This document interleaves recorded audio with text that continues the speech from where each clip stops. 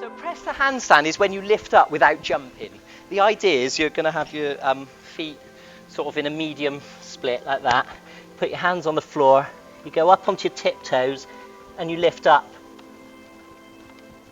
Now that is more advanced. That's not so easy, that, because it requires quite a lot of flexibility, quite a lot of strength and quite a lot of balance. So I won't ask you all to do that today, but I'll just demonstrate.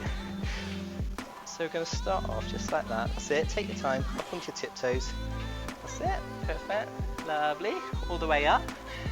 And then go back to the ground like you did before. Stay in a split, but let your toes touch the ground. That's it. Touch. Back up. And then this time you're going to come down all the way through like I did when I was showing off about half hour ago. All the way through, all the way through, all the way through. That's it. That's it. You okay? All right.